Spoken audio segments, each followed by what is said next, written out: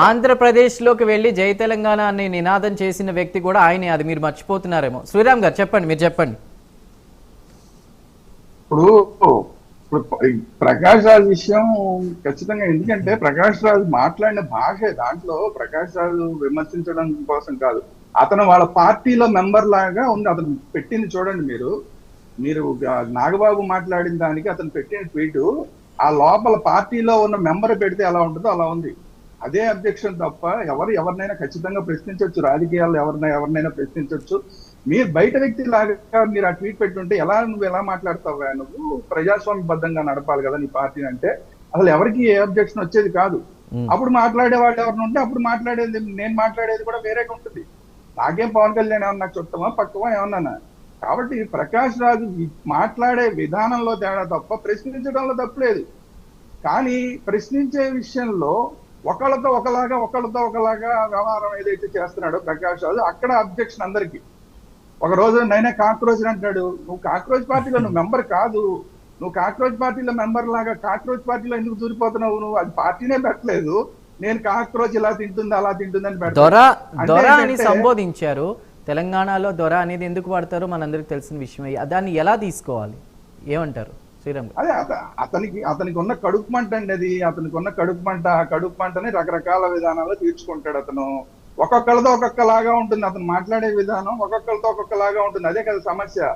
ఇప్పుడు మనం ఎవరు అవునన్నా కాదన్నా అతనికి ఉన్న అసలు సమస్య ఏంటనేది మనం అర్థం చేసుకుంటే, ఆయనకి మోడీ గారు ఆ బీజేపీ ఆ వ్యవహారం అంతా అతనికి నచ్చదు.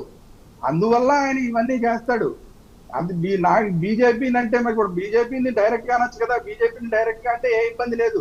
బీజేపీని క్వశ్చన్ చేయదని ఎవరంటారు? ఖచ్చితంగా బీజేపీని క్వశ్చన్ చెయ్యాలి. కానీ అలా కాకుండా ఈయన బీజేపీతో కలిసి ఉన్నాడు కాబట్టి నిన్నటి దాకా ఫ్రెండ్ గా ఉండి నిన్న వాళ్ళతో కలిసే మొన్న ఈ మా ఎలక్షన్స్ లో పోటీ చేసి వాళ్ళ సపోర్ట్ తో పోటీ చేసి ఈ రోజు ఏం మాట్లాడుతున్నాడు? మొన్న తన అవసరం కోసమేమో వాళ్ళందరి సపోర్ట్ తీసుకున్నాడు.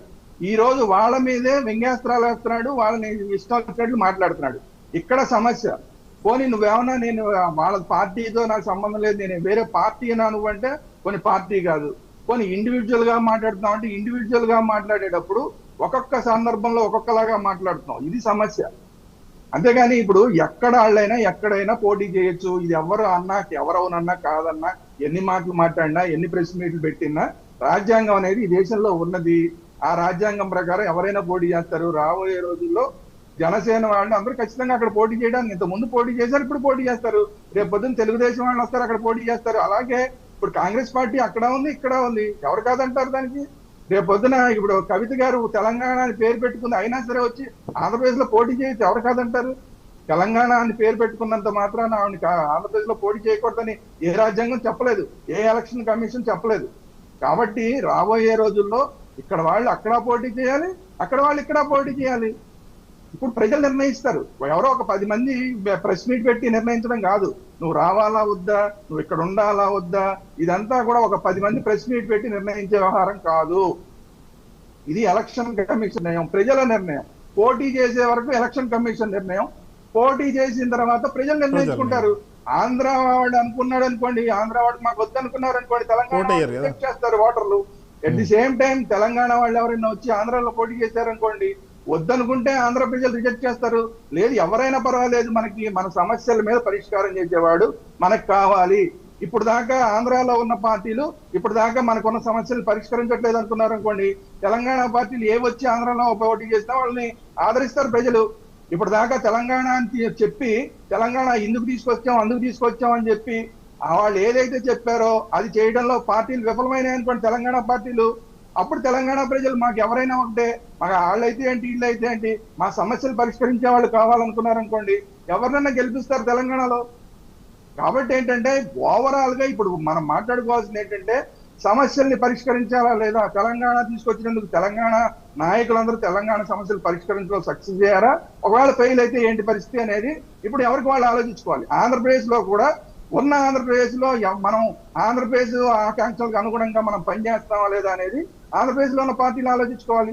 లేదంటే ఎక్కడి నుంచో ఇంకో పార్టీ వస్తుంది. ఇవాళ కాక్రోచ్ పార్టీ అనేది ఎక్కడో ఢిల్లీలో పుట్టింది అనుకుంటున్నాం, రేపు తెలంగాణలో పోటీ చేస్తుంది, ఆంధ్రప్రదేశ్ లో పోటీ చేస్తుంది. తప్పేంటి? కాబట్టి ఏంటంటే నువ్వు రావద్దు అనే అవకాశం ఎవ్వరికీ లేదు. రైట్, ఓకే ఏంటంటారు?